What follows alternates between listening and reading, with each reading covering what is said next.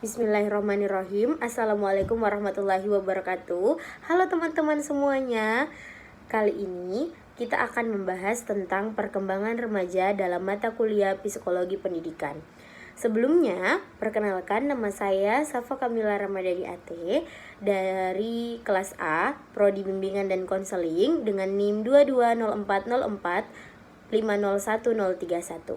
Baik, adapun topik yang akan kita bahas pada kesempatan kali ini yaitu perkembangan remaja secara umum, perkembangan fisik, kognitif, emosi, moral, dan juga sosial.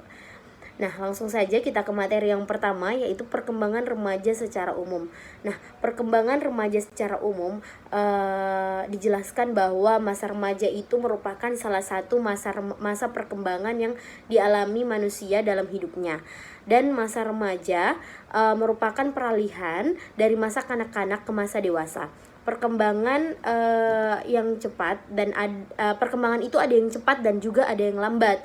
Dengan demikian batasan umur itu bersifat fleksibel, artinya dapat maju dan mundur sesuai dengan kecepatan perkembangan masing-masing individu.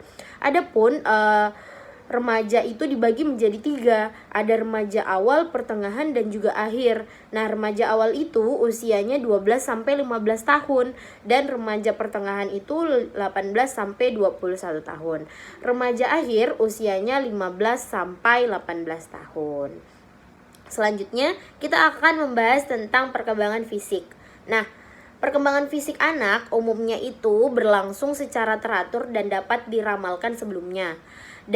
Selama pralahir dan 6 bulan setelah lahir itu mengalami pertumbuhan yang sangat cepat. Ada juga yang lambat. Anak yang sehat dan cukup gizi mengalami kenaikan panjang badan sebesar 50% dan berat sebesar 200%. Kemudian ada pun contoh-contoh perkembangan fisik yaitu ada tinggi badan, berat badan, gigi, proporsi tubuh, dan lain sebagainya. Nah, selanjutnya kita akan membahas tentang perkembangan kognitif. Menurut John Piaget, dalam Muhammad Ali tahun 2012, remaja dalam tahapan perkembangan kognitifnya memasuki tahap operasional formal. Tahap operasional formal ini dialami oleh anak pada usia 11 tahun ke atas. Pada tahapan ini, remaja itu mulai berinteraksi dengan lingkungan dan juga semakin luas daripada tahap anak-anak. Remaja juga mulai berinteraksi dengan teman sebayanya, kemudian dengan orang-orang yang ada di sekitar lingkungannya.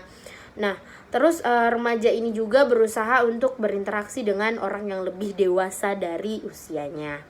Nah, adapun contoh-contoh perkembangan kognitif pada remaja, yaitu pada remaja awal itu mulai menunjukkan penggunaan operasi logika formal. Jadi, pada remaja awal, remaja itu mulai menggunakan logikanya secara pelan-pelan atau bertahap. Kemudian mempertanyakan otoritas standar masyarakat. Kemudian yang ketiga ada mengungkapkan pemikiran dan pandangannya sendiri tentang banyak topik. Artinya remaja awal itu sudah mulai bisa berpendapat, mulai bisa mengeluarkan pendapatnya tentang apa yang difikirkan, apa yang terlintas di dalam pikirannya. Kemudian remaja tengah sering bertanya atau lebih agresif. Kemudian sering menganalisis lebih ekstensif. Kemudian berpikirnya itu mulai jangka panjang. Jadi mungkin di remaja awal kita masih kayak yang rasa ingin tahu kita tinggi, terus kita masih memikirkan hal-hal yang mungkin belum jangka panjang. Nah, kalau di remaja tengah kita udah memikirkan kita bakalan ngapain sih ke depannya kayak gitu. Nah, kemudian remaja akhir itu dapat memperdebatkan dan mengembangkan intoleransi terhadap pandangan yang berlawanan. Artinya di tahap remaja akhir ini kita sudah mulai bisa bertoleransi. Jadi kita adalah orang Indonesia yang harus mempunyai sikap atau sifat toleransi. Nah, karena kenapa? Kita itu berbagai suku, agama, ras, dan budaya. Jadi ketika kita tidak menanamkan rasa toleransi itu ke dalam diri kita, itu artinya perkembangan yang ada di dalam diri kita itu tidak berkembang dengan baik. Jadi adapun contoh perkembangan dalam remaja akhir yaitu toleransinya ya itu terhadap pandangan yang berlawanan itu sudah mulai diperdebatkan dan juga sudah mulai berkembang seperti itu. Dan selanjutnya ada contoh-contoh yang lainnya juga yang saya tuliskan di sini. Selanjutnya kita akan membahas tentang perkembangan emosi. Nah, emosi itu merupakan salah satu aspek psikologis manusia dalam ranah afektif. Aspek psikologis ini sangat-sangat berperan penting dalam kehidupan manusia pada umumnya dan dalam hubungan dengan orang lain pada khususnya. Terus kenapa pada khususnya? Ya karena kita adalah makhluk sosial yang akan sering berpapasan atau bertemu dengan orang lain. Kita di dunia ini tidak hidup sendiri, seperti itu. Kemudian ekspresi emosi itu sifatnya sangat individual atau subjektif, tergantung pada kondisi pribadi masing-masing.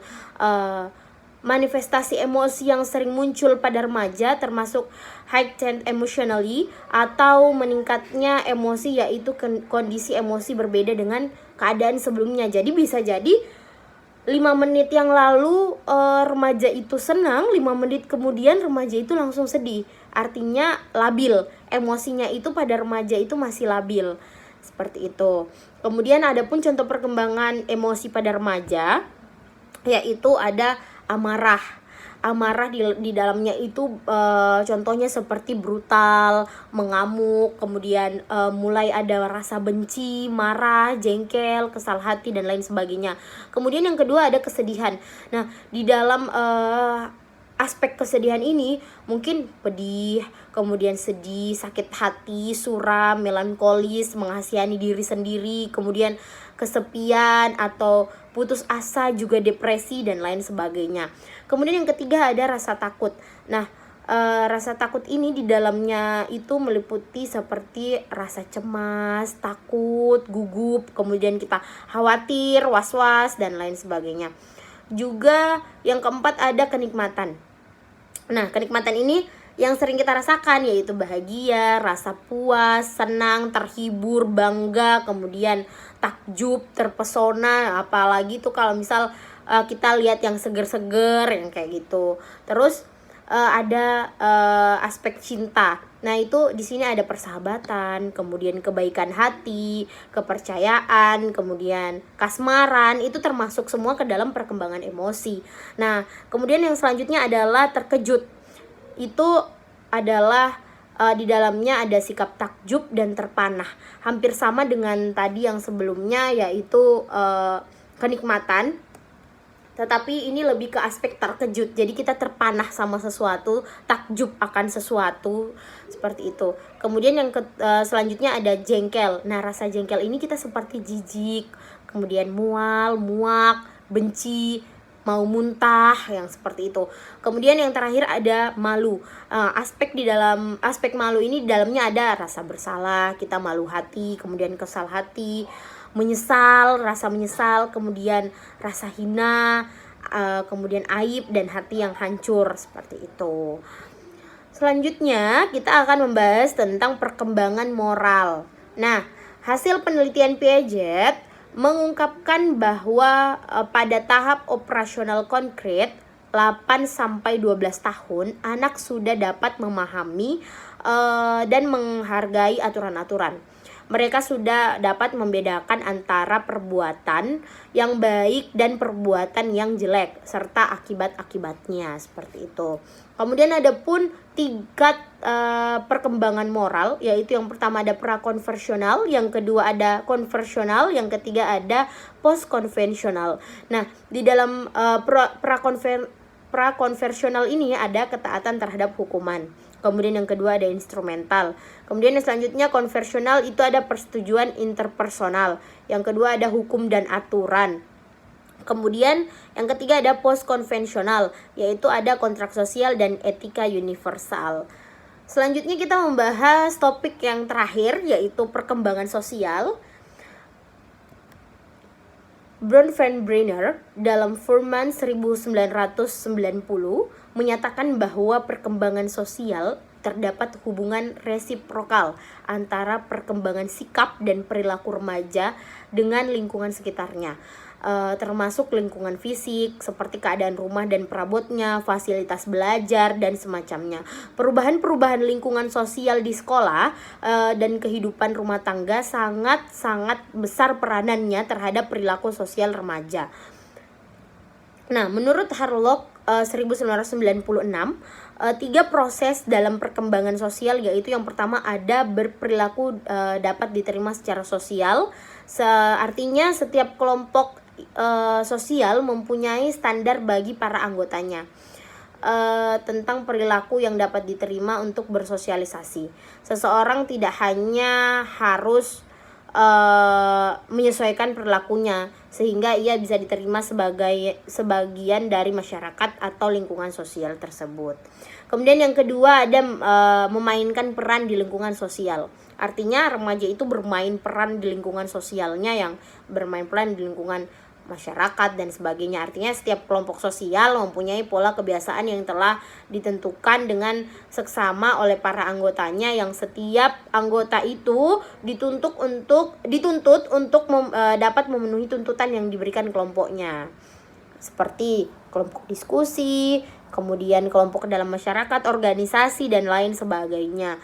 Nah, yang ketiga ada memiliki sikap yang positif terhadap kelompok sosialnya.